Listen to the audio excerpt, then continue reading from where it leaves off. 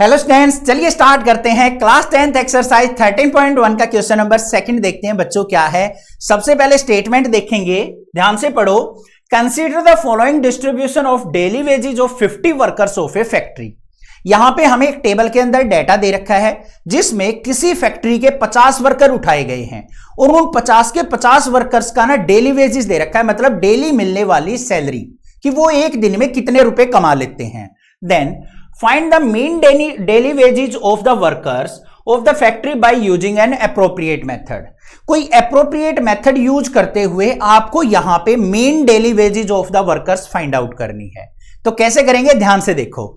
सबसे पहले देखो हमें क्या दे रखी है, डेली वेजेस दे रखी है कि जिन वर्कर्स को 500 से 520 रुपए मिलते हैं ऐसे 12 वर्कर मिले। जिनको 520 से 540 रुपए मिलते हैं वो 14 वर्कर हैं। 540 से 560 रुपए मिलने वाले 8 वर्कर हैं। इस प्रकार से हमें डेटा दे रखा है। सबसे पहला काम क्या होता है भाई, क्लास मार्क्स फाइंड आउट करने का, क्योंकि यहां पे हमें इंटरवल दे रखा है। अब क्लास मार्क्स कैसे निकलते हैं, जो भी इंटरवल हो उसकी मिड वैल्यू। अब यहां पे देखो 500 और 520 दे रखा है, इसकी मिड वैल्यू क्या होगी 510, लिख दिया। 520 और 540 की मिड वैल्यू क्या होगी 530। अब मिड वैल्यू ऐसे भी निकाल सकते हो, इन दोनों को ऐड करके 2 से डिवाइड करके।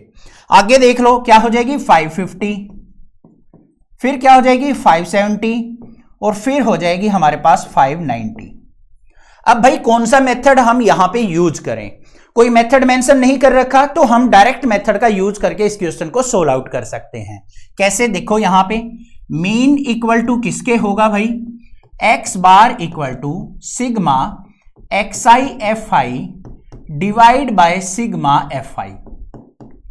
अब यहां पे क्या दे रखा है, XI FI की मल्टीप्लाई करनी है और फिर उसका सम करना है।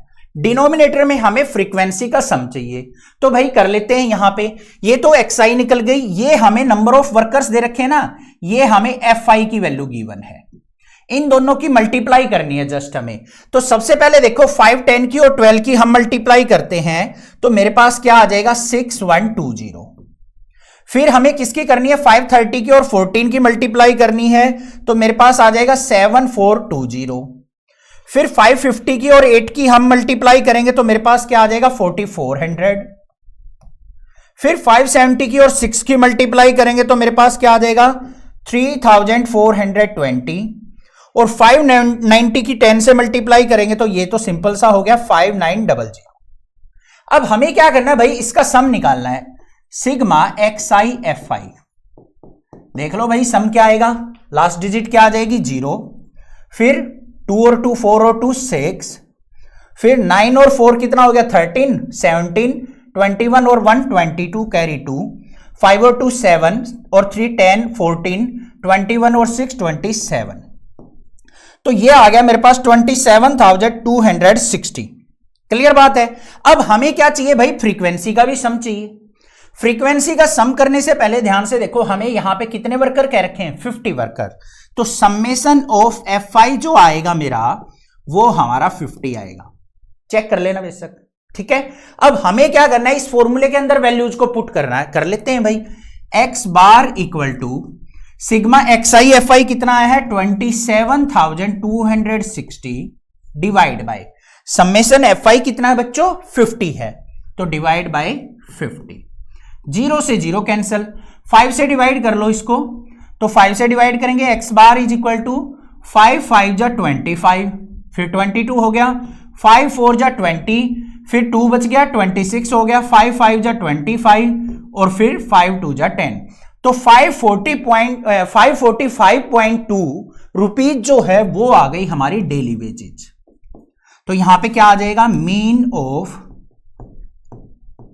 सैलरी या फिर डेली वेजेज इक्वल टू क्या आ गया 545.2 रुपीज। ये हमारा फाइनल आंसर हो गया। समझ में आ गई भाई बात, किस प्रकार से हमें मीन फाइंड आउट करना है। बड़ा सिंपल सा तरीका था।